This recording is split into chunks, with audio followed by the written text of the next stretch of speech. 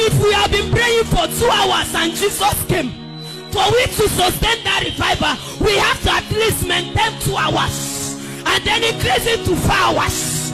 Tap it. Find somebody. Akibakatakata. 3 papapataya. Ebo. Akibakata.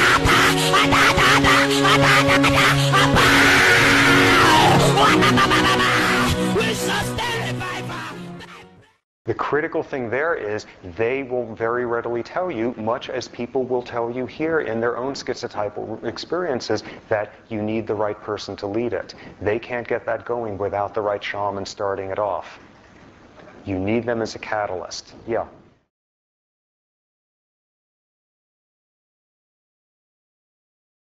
And the question to ask, of course, is what is a mild genetic version of schizophrenia? And this one got discovered in the 1970s. Back to that classic study we've heard about in a couple of different lectures by now.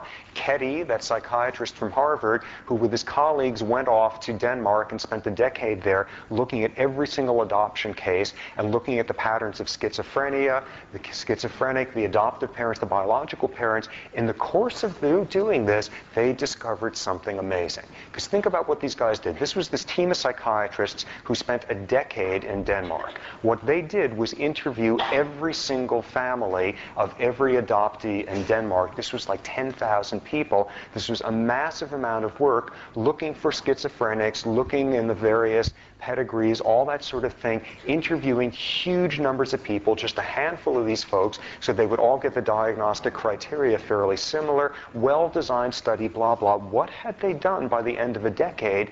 They had talked to more family members of schizophrenics than any psychiatrists in history. And think about this. Your average psychiatrist who's got some schizophrenic patients will, meet once every 6 months with the parent if the schizophrenic is on the young side. Maybe occasionally will also have sessions on a regular basis. These people had just interviewed tens of thousands of family members of schizophrenics. And they noticed something interesting. They noticed that on the average, there was something a little bit strange about family members of schizophrenics.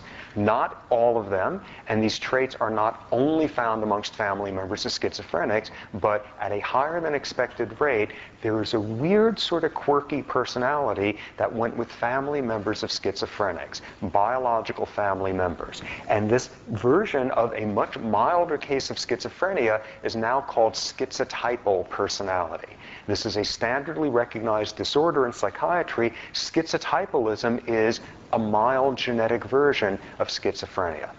What does schizotypalism look like? First off, people have somewhat loose associations, not remotely in the realm of a schizophrenic, and there are standardized scales that can be given to show this is someone out of the normal range, but not in the schizophrenic range, in an intermediate range. In addition, you get a social withdrawal. And this is not the complete dysfunctional, unable to hold down a job, locked up in the back of the village version of schizophrenia. This is someone instead who just gravitates towards fairly solitary occupations. This is the lighthouse keeper. This is the fire tower watcher. This is the classic schizotypal occupation. This is the person sitting alone in the projection room in the movie theater 8 hours a night in the dark. They're classic sort of schizotypal jobs. Socially detached, very solitary. The most striking feature of schizotypals is what is termed metamagical thinking. And this is where things begin to get interesting. Metamagical thinking, this is not someone who is thought disordered, psychotic, unable to function. This is someone who just kind of believes in strange things. This is someone who's really, really into science fiction and fantasy. This is someone, okay, I see some of the concern popping up here. This is someone who's into some sort of new age stuff in a really frenzied sort of way. This is someone who believes in mental telepathy or UFOs. This is a first hint. This is someone who, if they have a religious structure of belief, has an extremely concrete level of interpretation. Remembering this seems to be quite similar to schizophrenia. What apples, oranges have in common, multisyllabic words, that concrete concreteness at the level of abstraction, these are people who tend towards extremely fundamentalist, concrete interpretations of religious events. 7-day creation of the world, this is not a metaphor, this is not a parable, this could be measured down to the minute. People alive who were once dead, this is not a metaphor for keeping the spirit going, this is an exact description of the events. We begin to see where we're heading here. What schizotypalism is about is it's a very mild version of schizophrenia in terms of the loose associations, in terms of the concreteness of associations, the social detachment, and most of all, the metamagical thinking.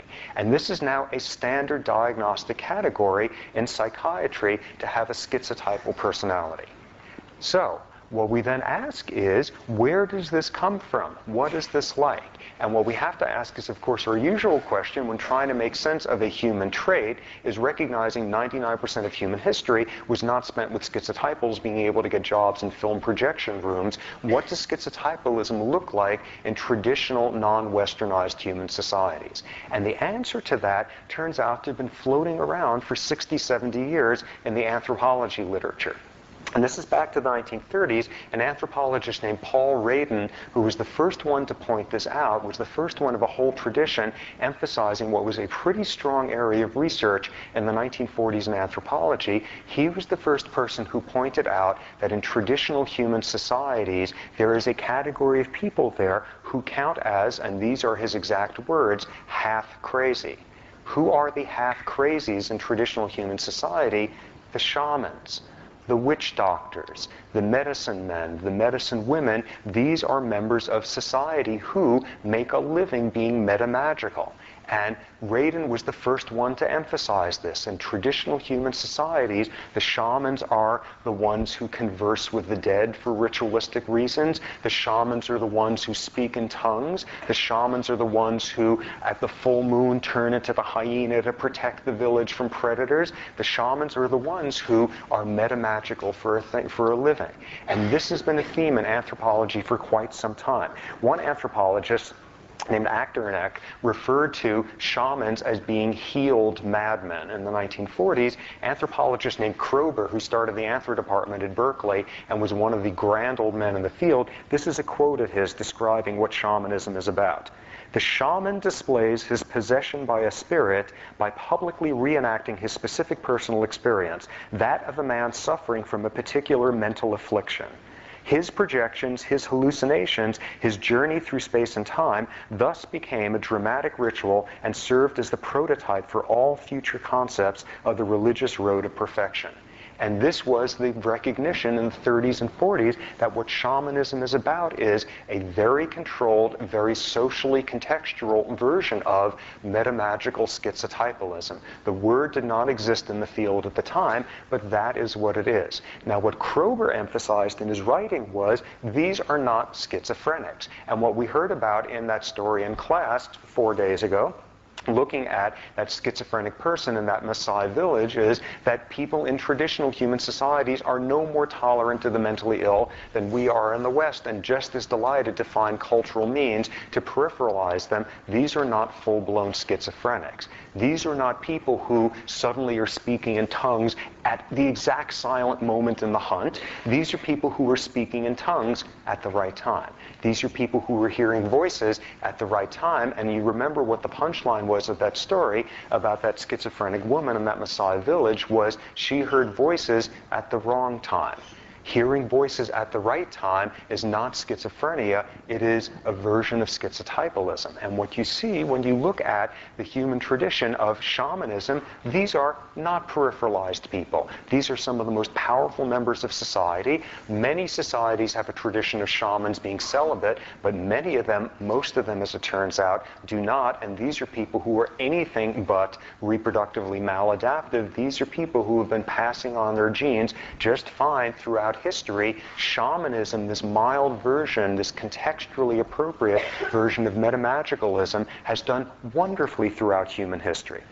And a great example of that, the fact that you need to get it just right, was Kroeber sort of emphasizing this, that in the right setting, what would be an absolutely peripheralizing set of traits instead makes you a very powerful, very sanctioned, and that's the word that he used, a very sanctioned member of society. And it's not for nothing that the word sanction has a whole lot to do with the word sanctuary. This is a realm in which the exact same traits would spectacularly fail to work in other cultural settings. Do it right and it works just fine. And Kroeber had a wonderful anecdote about this sense of you got to get it just right. He apparently was at some ritual, a ceremony. He spent most of his time doing his anthropology with Native American groups, and this was some ceremony being done by the Winnebagos, and I was actually found it quite bizarre that there was a group called the Winnebago, but hanging out with the Winnebagos, and this was one of his informants there sort of explaining this ritual, and this was apparently some really frothy, really quite over-the-top ritual that the shaman was pulling off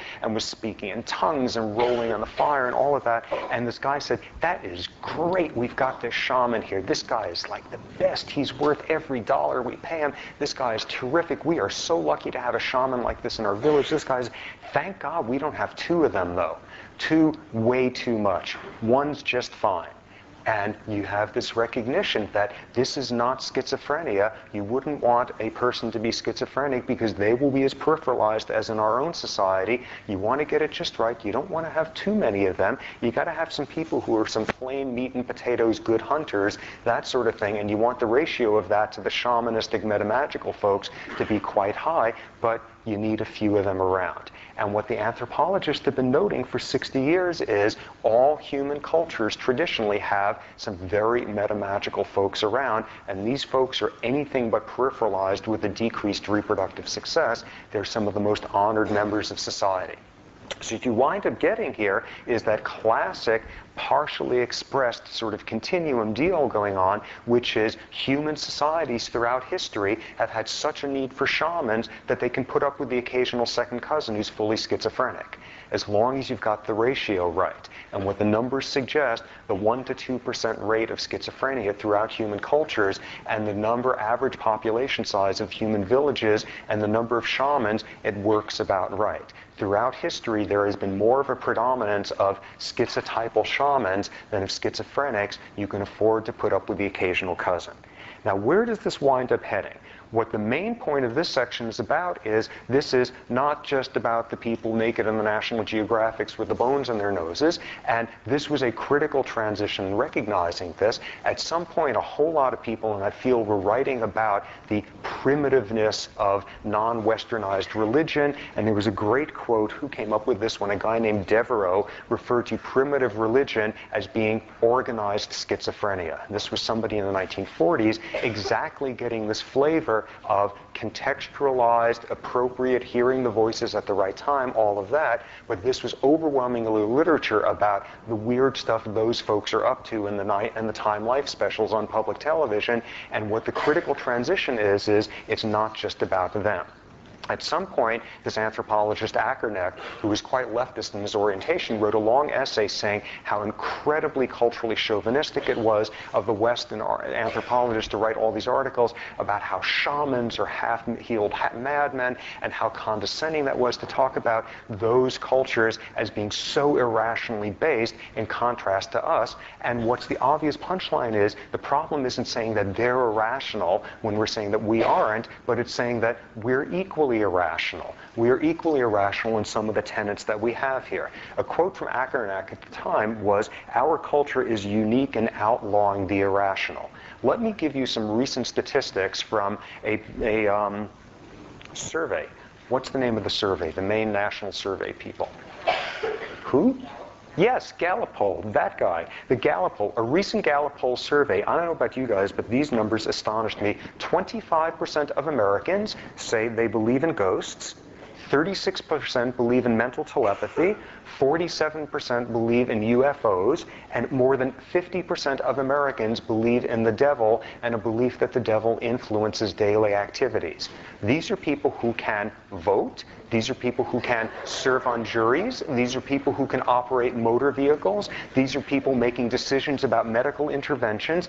I, for one, in this outpost of not terribly extreme irrationality in this corner of the country, am astonished. We live in a world that is highly irrational. And the punchline of this is not simply about non-Western traditional human societies. The exact same thread of schizotypalism runs throughout all of the belief systems of human societies, including Western ones. We are permeated by irrationality. Now, some of the versions of it that we have in the West are utter nonsense ones that have just been like invented out of thin air in recent years, which is kind of like fast food for these sort of nouveau, sort of medieval peasants in their hot tubs up in Marin. This is the world of crystals and channeling and things of that sort. But some of the versions of our westernized irrationality go back millennia and organize some of our most cherished values.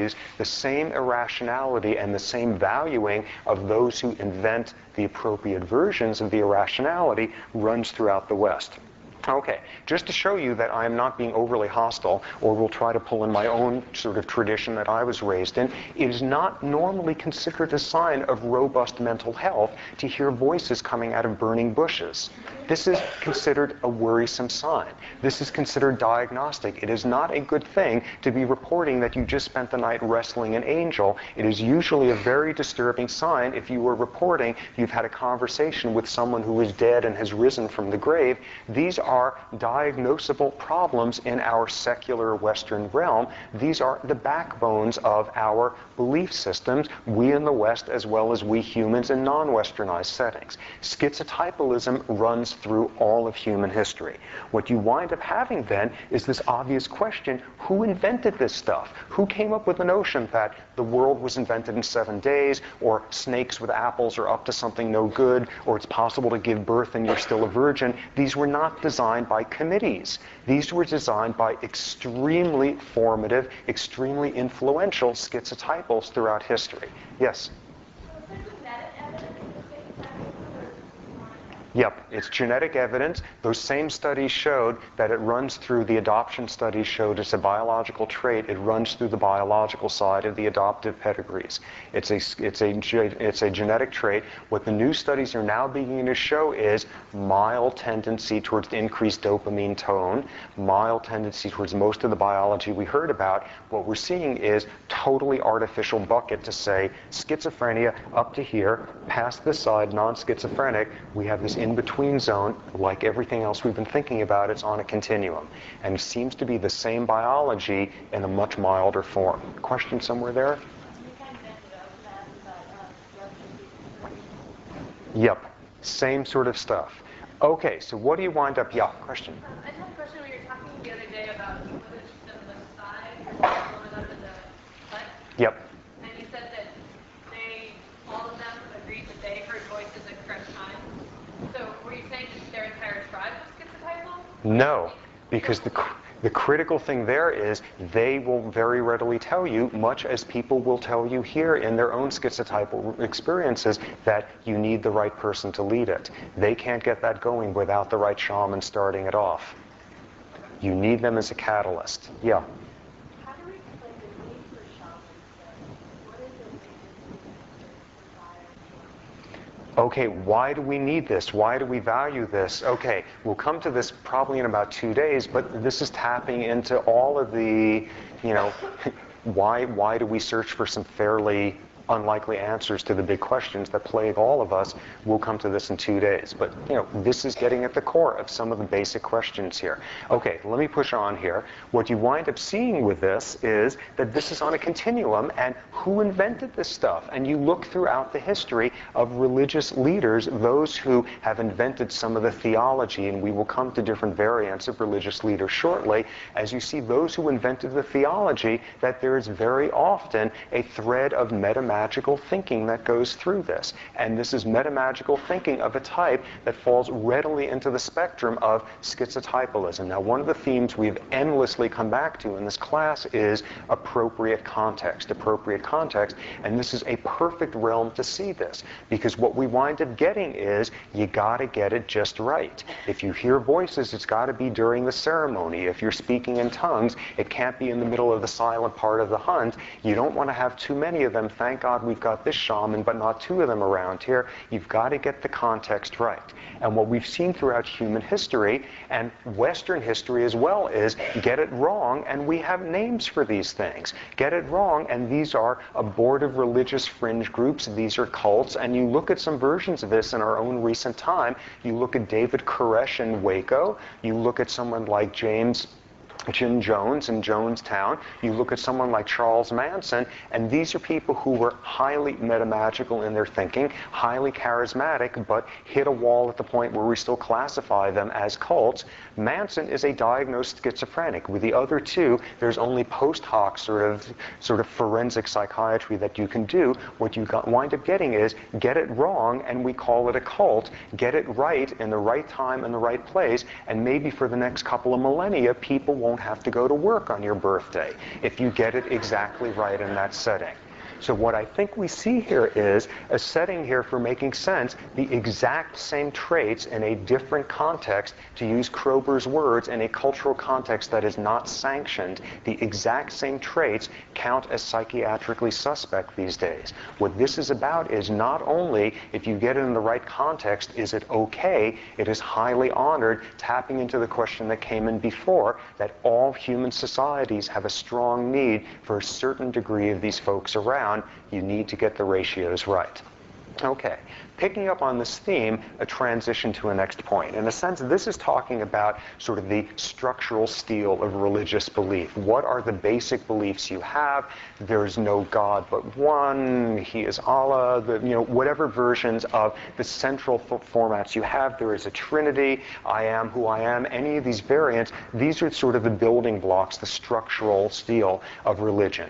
But what religion is often also about is lots of other things. We have a very modern, very westernized view of religion these days. What religion is often about is the social community that it brings you. What religion is often about is the motivation for good works. Throughout most of history, what religion is about in one very orthodox variant is the carrying out of rituals, the daily performance of ritualistic behaviors in the context of religion. And this transitions us to the next subject in here.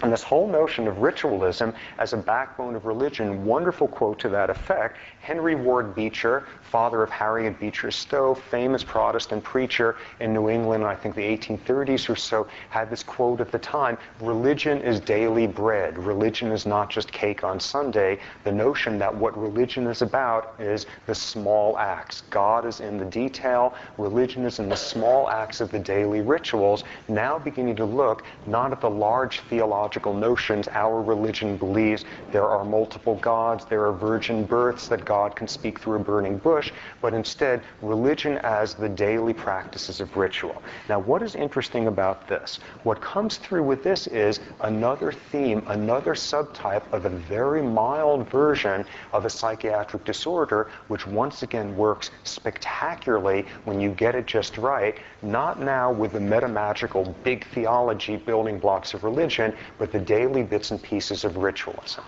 And this brings in another psychiatric disorder, one we haven't talked about much in class so far. Okay, I guarantee on a regular basis, all of us in this room getting to some point where it's some anxious period, you've got some major deadline, you're applying for some summer something or other that you really want to get, you're totally uptight about it, you're sitting down and you're writing the essay, and before you can write the essay, you've got to get your favorite pen, and it's got to be right there, and you've got to rearrange your desk, and you've got to get everything sorted out, and finally you finish it, and you go mail off the application, you put it in the mailbox, and you check again to make sure it went down, and this is really important, you don't want to, so you check again just to make sure, and you're all set for that, and you finally, there's no one else around, so you go and you look in front of it and look in back of it and that sort of thing. I mean, we all do this. Actually, maybe we don't all do this, and I'm embarrassing myself horribly. But my bet is most of us do this sort of thing. We fall into obsessive little rituals during times of anxiety.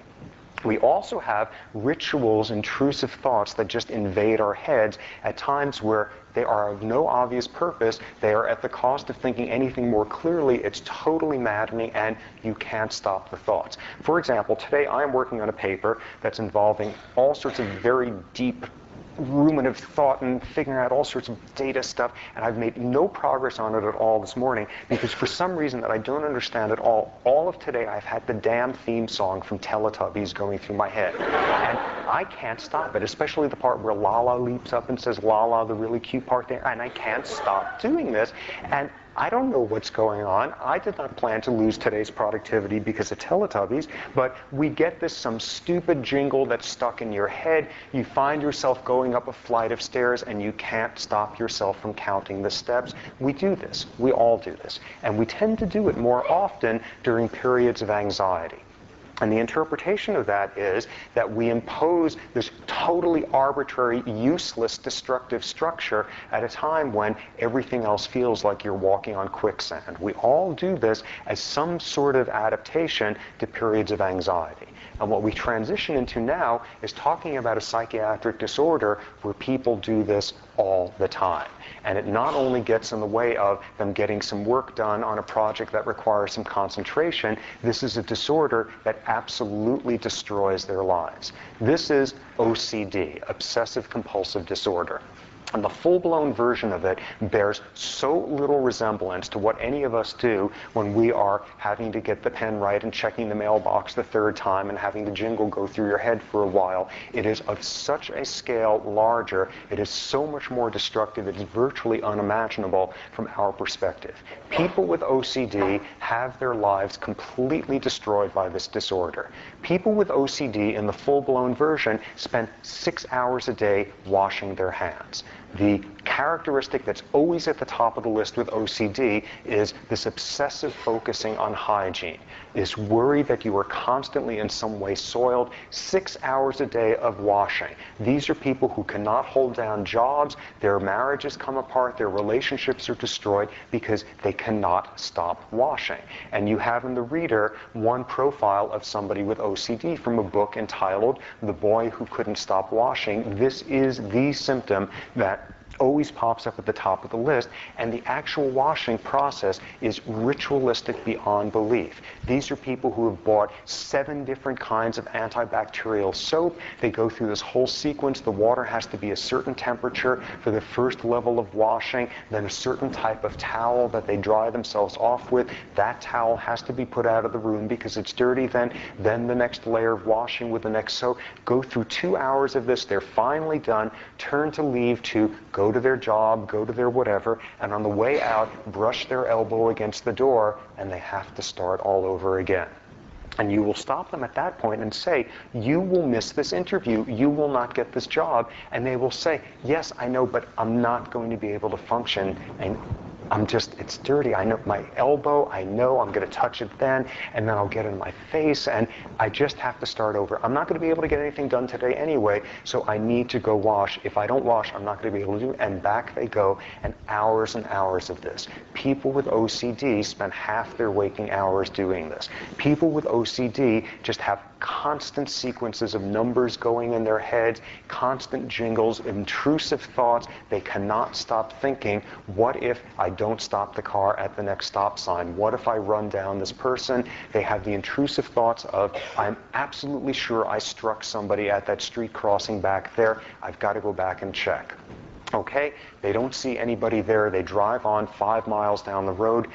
Probably the person flew off into the bushes. I have to go back and check. I have to go back and check. They can never leave their home because they've left the door unlocked. They go back, they check, the door is locked. They have to go back. They left the gas on. They left the light on. This is absolutely paralyzing. Intrusive thoughts, what if I leaned over and struck the person next to me? What if somebody kills my loved ones? You can't stop the thoughts. They just keep coming at these people. They cannot enter or leave a place. There is a paralysis about entering and leaving built around this sort of almost magical exclusionary power that you get a transition into a place. They cannot enter a room until they do a prime number of tappings on the wall. before entering. They can then not enter the room until that's prime number, and then a different prime number with their left foot shaking. Completely arbitrary symptoms of having to enter and leave. Numerology, these people cannot begin a meal until the utensils are absolutely symmetrical and lined up, and they're never perfectly symmetrical. And the entering and leaving ritual is never done right, and they certainly can't enter the classroom unless the number of steps from here to the door is 2 times an interval that's with this, a very mathematical quality to it, and it's never quite right, and you've got to do it all over again. And what's been pointed out, one of the really interesting sort of insights as to what OCD is about is that this is an anxiety disorder. This is a pathological attempt to impose structure, to impose predictability, to impose control in a world where everything is pathologically provoking of a sense of dis-ease and uncertainty and anxiety. And the absolute horrifying version of OCD that I've heard described is this metaphor where this is straight out of ethology. This is a fixed action pattern. We all know the fixed action pattern of a dog is settling down at night on its blanket, and what does the dog do? It circles a few times before it settles down, but then it circles a couple of more times, and just as it's ready to, and then it circles a few more, and you can see at some point the dog doesn't even want to do this anymore. And it takes a while longer, and another 30 seconds before the dog can finally escape from this fixed action pattern and sit down. In OCD, the person never, ever escapes. The person spends forever circling on the blanket, being unable to finally lie down and rest because they are just consumed with these rituals, with these obsessive, intrusive thoughts. And what you get is, this is completely paralyzing. Okay, here's an example of an obsessive belief that we all have. Okay, can anybody identify this?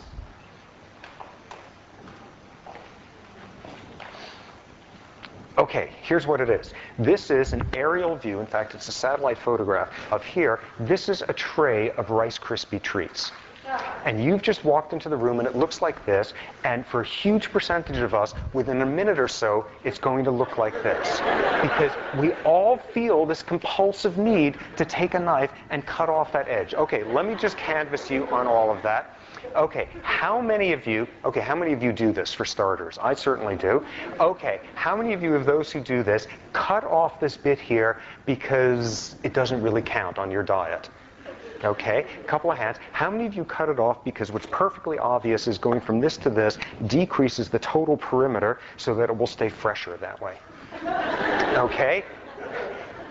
Problems there. How many of you wind up doing it because it's just getting at you that the knife's just there and you just have to cut it off and smooth out the edge? Yes, that's why we all do it. And then what you then decide is that there's this little bump here which requires you to trim this out, and then there's the little bump, and off you go with that. And we all wind up doing that.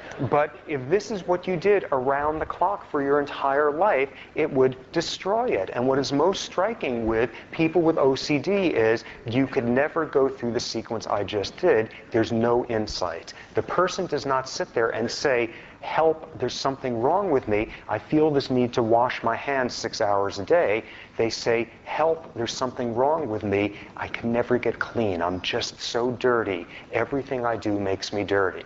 There's no insight into it. Okay, so where does this fit in? Again, our modern version of religion, our modern, very secularly influenced version of religion, so often involves an emphasis on what religion is about is counseling the troubled. What religion is about is holding the hands of the newlyweds and making sure they understand what they're getting into. What religion is about is comforting the bereaved. What religion is about is the good works. But this is not what religion has often been about throughout history. Often, the religious leaders are not necessarily the ones who are most psychotherapeutically minded or the most galvanizing of people into the good works. Often, religious leaders have been the ones at the head of a crusade. Often, religious leaders have been the ones with the most vivid images of what hell and damnation would be like. But often, what religious leaders have been are the people who are best at doing the rituals. And that has been another thread of religious practice throughout history, of religious leaders as often being among the most fervent, the most accomplished at carrying out of rituals. Now, let me give you a sense of this, because as I began to read more on this absolutely astonished me, because I knew very little about this stuff, just the scale of this. And starting off with what will probably be a fairly alien religion for most of you in here, and then moving into examples closer to home. Looking at orthodox, very traditional Hinduism, looking at the behaviors of a Brahmin, an individual who devotes their entire life to ritualistic practice in pursuit of their religion. A Brahmin, a highly observant Brahmin, spends 6 hours a day in cleansing rituals. And there are detailed rules as to which hand you wash in what sequence, how many times you wash each hand separately, how many each one together, the sequence with which you wash out one side of your mouth versus the other with water. There are set rules for Brahmins as to how you are supposed to lie down at night, dictating what your first sight is in the morning. There are set rules as to what direction you must face when defecating in terms of what you were looking at the time. There are set rules for rituals you have to do when entering a temple, when leaving a temple. There are set rules for how many breaths you take through each nostril. You close one nostril during your prayers for a certain number of breaths, then you close the other. And all of these are very carefully stipulated. The number of mouthfuls of food, the number of times you chew per mouthful, the number of prayers you have to say per day, sequences of magic numbers. All of this is absolutely spelled out, and Orthodox Brahmins consume their entire days doing this. Okay, next example. Orthodox Judaism. Spectacularly, yeah, question?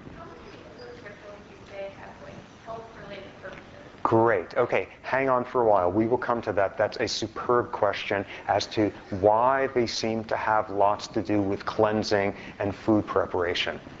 Wow, thank you. Okay, why don't we take a 5-minute break right now, and you can all store in the front here for handouts.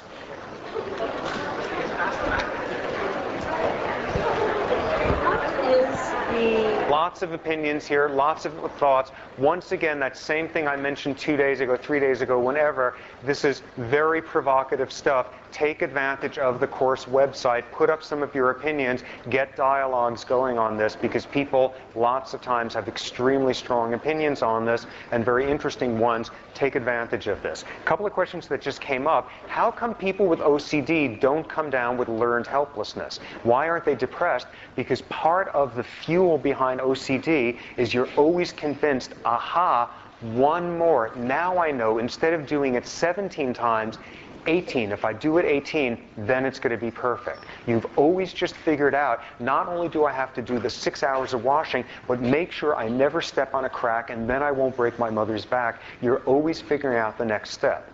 Then pointing out, we're about to go in a direction where what are the advantages of a mild version of OCD, and we're discussing this in a religious context. I should point out, in a secular context, there's a tremendous advantage to a mild version of OCD. What it does is get you into a place like Stanford. What it does is work to a tremendous advantage, given how regimented and disciplined a lot of folks are in here. Get it in the right context, blah, blah, that theme that we have again and again.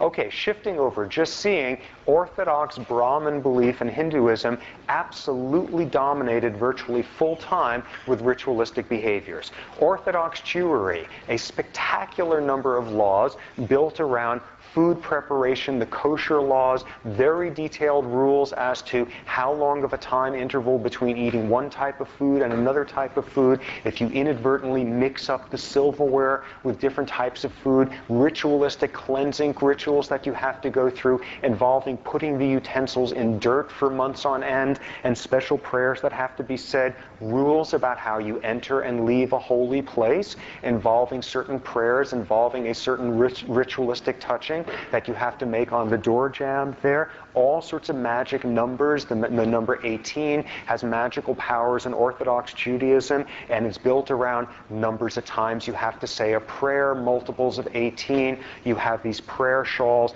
that have strings on the end, which have 18 knots in them, and they have to be pulled a certain number of times. Here's one of the amazing examples of ritualism. Okay, These numbers have magical powers in Orthodox Judaism. And you will note 365 is the number of days in the year. 248 is the number of bones that people believed were in the bodies during the Middle Ages when this evolved. And together, 613. According to the holy books, there are 613 rules for daily behaviors. 365 prohibitions every day. 248 things that have to be done every day. The preponderance of the prohibitions leading one clearly fairly depressive rabbi back when to be saying, obviously, it would have been better if none of us were born, given the fact that there were more things that we could mess up by doing.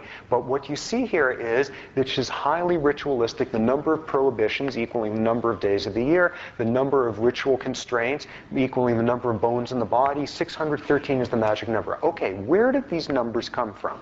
Very often in religious rituals, what you find is a number has symbolic value because it's got a certain appeal for making learning easier. It is not by chance that a base 10 society came up with 10 commandments, because 10 commandments then are much easier to remember than 9 or 11. What are these about? You would say, okay, well, there's some sort of ritualistic content here. God, the number of things God doesn't want us to do each day is equal to the number of days of the year. The number of things God wants us to do is equal to the number of bones in the body. Okay, great device for remembering the rules. But here's the amazing thing. Nobody knows the rules. You look through thousands of pages of commentary stretching back centuries, and the rules aren't written down, and various rabbis have made a living arguing over what are the 365 things you aren't supposed to do each day. In other words, the numbers are more important than the content. The content is less critical than the fact that whatever they are, there's 365 things that God doesn't want you to do. And whatever they are, there's 248 that God wants you to do. The number that you are attributing to God is more important in that case than the content. Okay, classic obsessive numerology. Switching over, traditional Orthodox Islam. What you find there is very detailed rules as to what foods you can eat, what the first food is you're supposed to eat each day. There are rules as to how you enter and leave a holy place. There are rules for very ornate cleansing after relieving yourself. Very detailed rules when you are washing out your mouth, how many mouthfuls of water, which hands you wash in which sequence, the exact same thing. Exact same rules as with an OCD person after showering, explicitly written down. When a man is washing himself at the end of the cleansing, should he happen to touch his penis, he has to do the whole sequence all over again. Magic numbers thought to have powers there. 7, 10, 70 and 100 apparently have magical powers in Islam, and you have very explicit, concrete instructions about them. Muhammad himself wrote down that a man who says a prayer with clean teeth gets 70 times the brownie points as a man saying his prayers without them. Multiples of magic numbers with all of that. And probably for most of you by now, what will be the most familiar is looking at Orthodox Christianity, and you have rosaries and the counting of rosaries. You have 3 as a magic number. You have very detailed numbers of times you are supposed to say prayers. You have rules for entering and leaving churches. Even in Christian groups that are viewed as some of the least ritualistic, some of the most cerebral in some ways, you look at the Lutherans. Lutherans have set rules for prayers that are only said during even years, prayers that are only said during odd years. All of these versions of orthodoxy are absolutely shot through with rituals built around cleansing of the body, food preparation, entering and leaving of significant places, and numerology. It's the exact same list as you find with OCD. And Freud, 100 years ago, came up with this amazing quote to that regard. Freud described obsessive compulsive disorder, OCD, quote, as an individual religiosity, and religion as a universal obsessional compulsion. He absolutely linked the two. Now, just when you're thinking that I'm standing here and I'm going to start pathologizing religious belief from sort of a medical psychiatric standpoint, the exact same conclusion has been reached by religious leaders over the centuries as well. In the 15th century, there was St. Ignatius of Loyola, and what this guy did was he wrote this long tract describing scrupulosity. Scrupulosity is not a common word in English anymore, but its opposite certainly is being unscrupulous. Being scrupulous, having scrupulosity at the time was defined as someone who was going through religious ritual for its own sake. Someone who was not thinking about the content, but was just doing the ritual. And he wrote this long tract to Catholic priests saying, watch out for people like these, people who are coming and being super devout, but you will notice they're just doing the rituals without thinking of the content. Your job is to recognize them and guide them back into actually focusing on the content. They shouldn't be doing the rituals for their own sake. There's a danger of people like that showing up. In the Talmud, in Orthodox Judaism, the exact same thing. There is a law in there that when you read the holy book of Judaism, the Torah, you are not allowed to do it by heart. You have to actually read the words because there is an injunction to think about the content. Don't do it in a rote way. And Muhammad himself in Islam wrote down that people who give prayers without thinking about the content, the prayers don't count.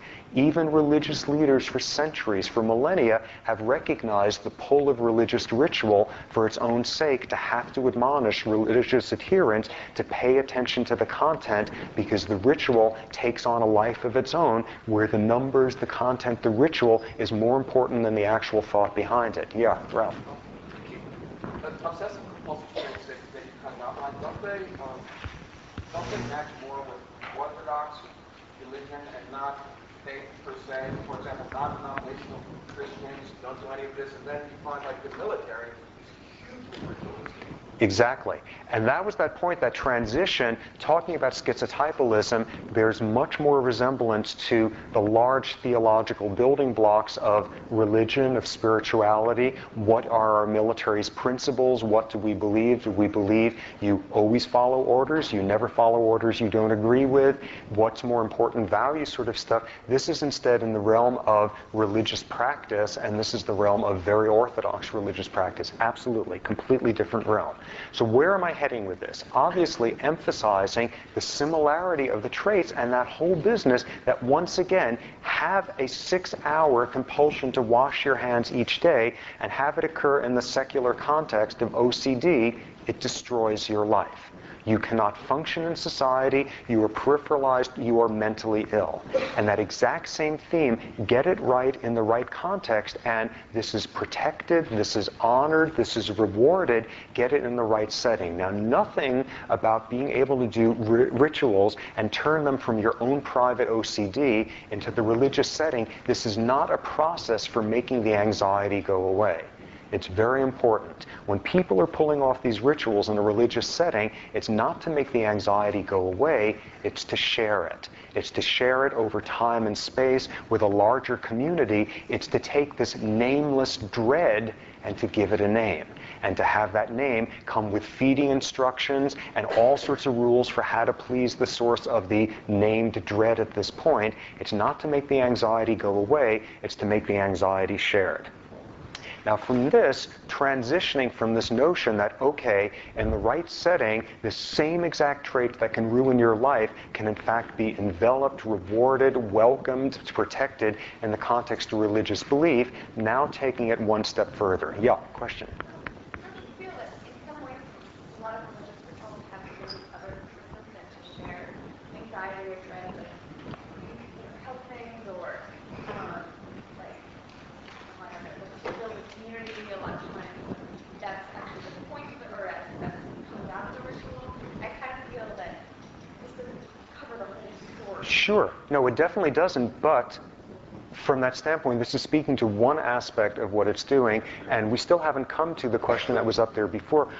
Isn't there an ecological reason why there should be these rituals about cleansing and food preparation? We'll come to that shortly. But the other point you brought up, maybe this is to foster a sense of community, but this comes back to the question around there before. Why should people in a communal sense feel better Why should we all feel better when we do rituals, and our rituals of counting the stairs and making sure the application really went down the mailbox? Why do we feel even better when we do it in the context of a community? You are absolutely right that these are meant to foster the group shared features of religiosity and spirituality. The question then becomes, why does it work? Why do we respond to it? Why do we need shamans? And why do we respond to this ability to share these customs? Why is it the trait of 18-year-olds all over the world to try to invent a whole bunch of generationally shared rituals that lets the world know I have nothing whatsoever to do with those appalling people who embarrass me, my parents?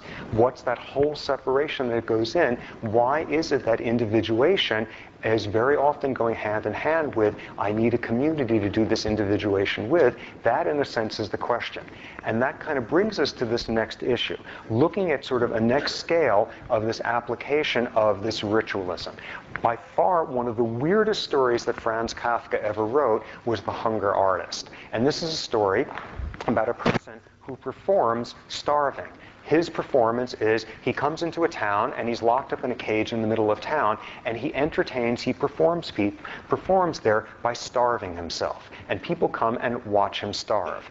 And initially you read this, and this sounds like one of the more bizarre parables that Kafka has come up with, until you read that during the Middle Ages there were hunger artists. There were people who performed in European cities starving themselves in a ritualistic way for people to come and watch.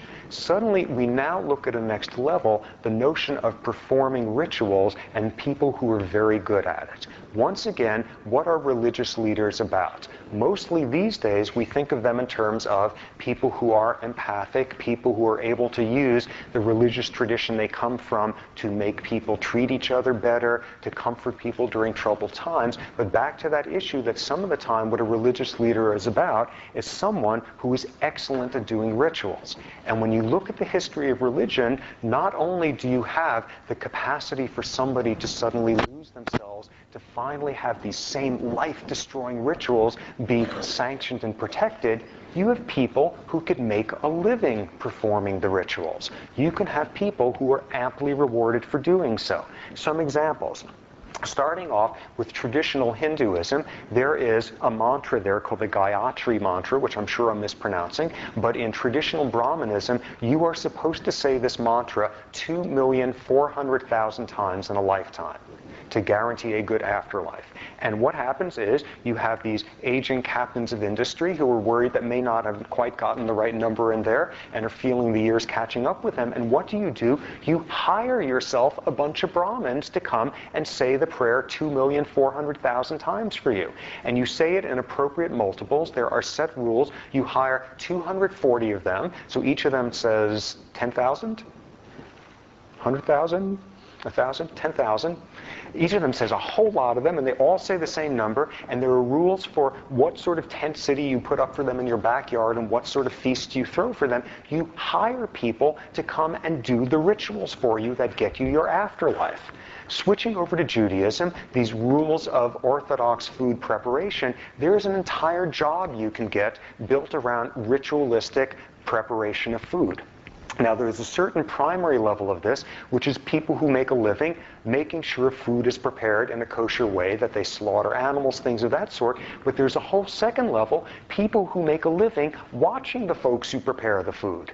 You have rabbis who make a living sitting around in slaughterhouses and making sure the animals are slaughtered in a ritualistically appropriate way. These guys don't do anything with their own hands. Their entire job is to watch and make sure the rituals are done right so that you can produce like fat-free tofu hot dogs that would bring a smile to the lips of the patriarchs. It's done so ritualistically correctly. These guys make a living doing this. And then the version probably we are most familiar with, the American experience, you have the high school graduation, you have the opening of the new town, whatever, and what happens? The local clergyman comes out and does a convocation, says a prayer, is invited to come and do a ritual to mark this community transition. And our response here is, well, yeah, of course, that's the guy's job, and that's exactly the point. You could make a living doing these rituals, and you can do that job these days, complete with health insurance and a retirement package and a 401k and all of that. You make a living doing rituals. And when you look at the history of religion, suddenly what you see is an inevitable outcome of that. If there's somebody who's spending all his time washing his hands ritualistically for the good of the community, there's some peasant out there who's got to work by the sweat of his brow to make bread for 2 people instead of 1. And there's an amazing novel, a science fiction novel, and absolutely caught this, which struck me as like one of the truly horrible novels in terms of writing style, almost as bad as Asimov. But in there was this brilliant idea, a book called Xenocide by a writer named Orson Scott Card, and had this brilliant idea that absolutely caught this. And this was on, as always, a multi-planetary empire, and the people running the evil empire had figured out the people on some planet were biologically very, very prone towards being extremely smart. We could dissect that in lots of ways, perhaps the particular prenatal environment on that planet, but they nonetheless worried that this planet had great danger for producing revolutionaries that were going to lead the overthrow of the empire. So what they did was invent a virus which caused obsessive compulsive disorder. And they infected a subset of people on this planet with the virus, and the virus integrated into the DNA so it could be passed on multi-generationally, and suddenly you had a subset of people who were paralyzed with OCD, with counting rituals and all of that. And what did they manage to foist off on the rest of the population? These were religious experiences they were having. And within a few generations, this had become a priestly class who sat around all day carrying out their obsessive rituals, and the rest of the population couldn't begin to think of revolting against the empire because they were spending all day long having to come up with enough food to feed the priestly class. And what you suddenly had was a paralysis built around an entire class that does nothing other than carry out these rituals, and that planet was no worry to the rest of the empire at that point. What you wind up seeing is that truly involved ritualistic religious belief is often at the cost of doing anything else. There's a spectacular